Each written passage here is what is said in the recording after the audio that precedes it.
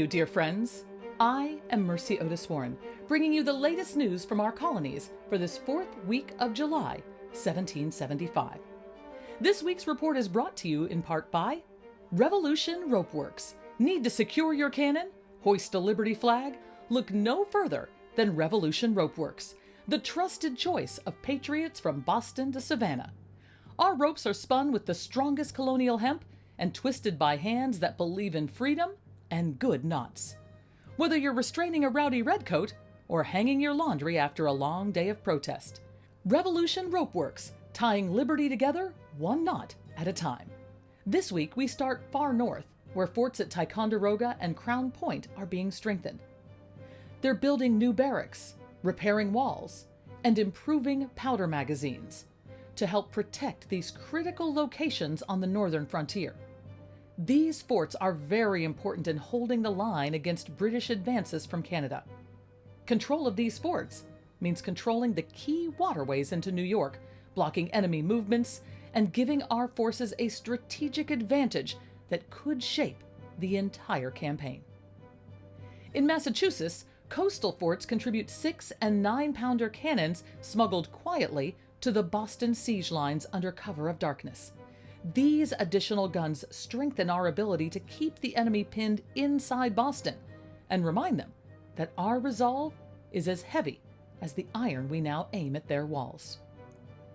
In Philadelphia, Congress has approved the creation of flying camps, rapid response militia units meant to move swiftly to trouble spots.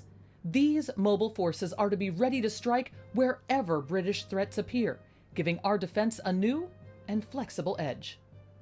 We'll be back after this message. Looking for a man who can load a musket and write poetry by candlelight. The Continental Army Dayton Scrolls are here, featuring handsome blacksmiths, sassy spies, horse-owning heroes, each guaranteed to ghost you only if they're actually fighting tyranny. The Continental Army Dayton Scrolls, because love should be revolutionary.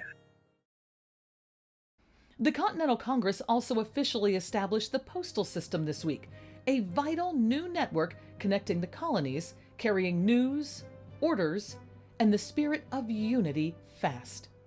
Dr. Benjamin Franklin has been formally appointed Postmaster General. His keen mind will ensure our correspondence travels safely and swiftly across the colonies. This new postal system strengthens every link in our network of resistance and information.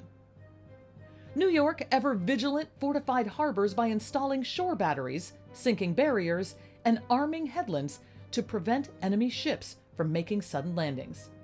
Meanwhile, committees in New York and Pennsylvania seized Loyalist arms, muskets, and pistols, and quickly repurposed them for Patriot use, ensuring no hidden threat remains armed. Beyond the fields and forts, preparations continue for a very long struggle. Communities have begun stockpiling salted meat and grains to feed both families and troops through winter's cold months. From coastal towns in Massachusetts and Rhode Island, cattle herds are being quietly driven inland to keep them out of British hands. Church pulpits have rung with fiery sermons urging sacrifice and steadfastness.